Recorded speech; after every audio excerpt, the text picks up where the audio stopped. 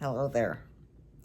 Many of you have asked for my story and what led me to launching this YouTube channel about what I'm calling wholehearted grieving. And so I'm here to share it with you. I guess it all started, probably my intimate dance with the concept of death and dying started when my grandmother died suddenly of a massive heart attack when I was 16 years old.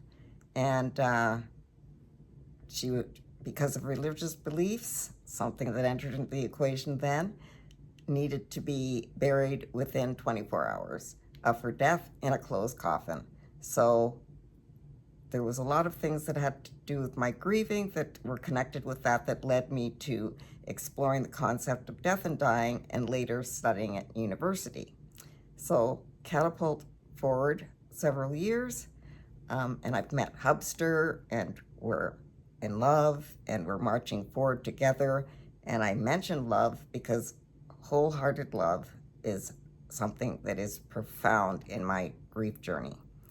So we ended up getting married and having ourselves our first child, who was stillborn, and hit us bang dead in the face, as things do. Pun intended there, I guess. So, but together, we were together, went through the labor, got home, went through this together. I realized that it was very important that I take care of any psychological effects that I might have over the death of Leah, our first child, before venturing into having another child. So got myself into counseling, etc., etc. And I'm very glad I did, further studying death and dying, and of course, talking to people, sharing information, and having no problem leaning into the conversation, which is something that probably helped a lot with Catapult 2 years forward. And we're at the hospital for 6 children with our daughter, and facing the concept that she might have terminal cancer. And then started a profound part of my journey with dying and grieving when I lived for 6 weeks in the cancer ward at Sick Kids, as we call it, and spent a lot of time with the children that were dying and just learned so much that has helped me in this profound part of the journey, because I just lost my hubster, my beloved soulmate of 48 years, a year and a half ago.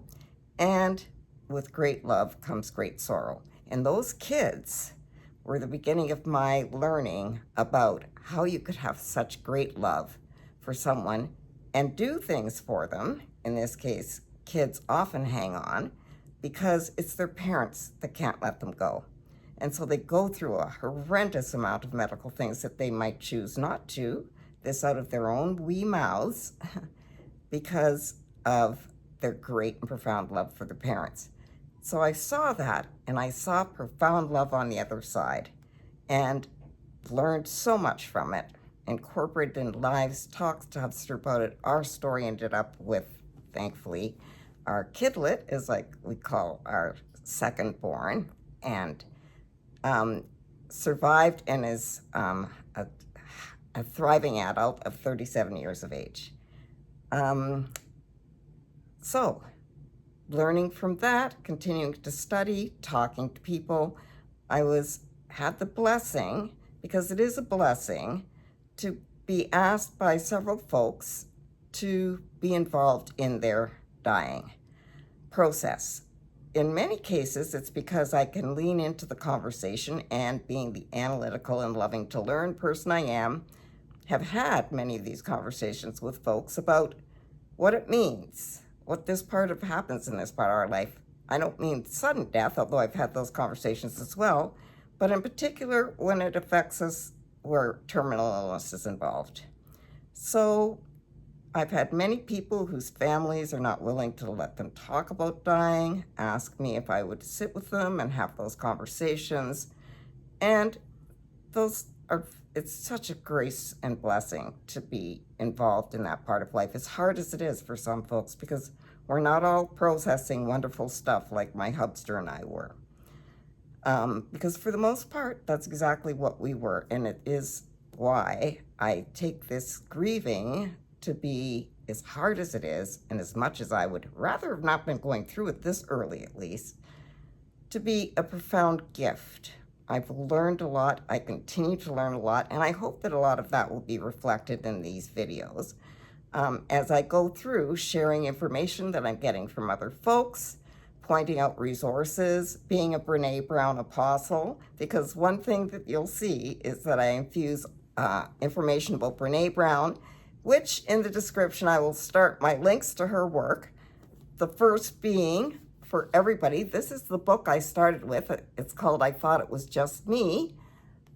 When actually it started, I started just after Hubster got sick, that I was introduced from one of my spirit guides. Have many guides that I'm also blessed to have in life that will contribute to this channel as well.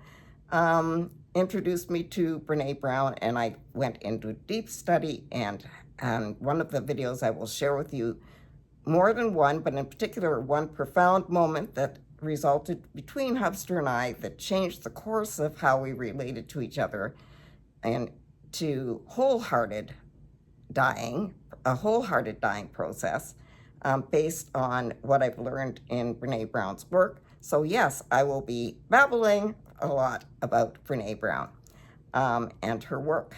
And I hope that this channel will bring, I don't know, a little support. Support is one thing, because one of the things I had hoped for and that I bring to this is a place where I could find vetted material.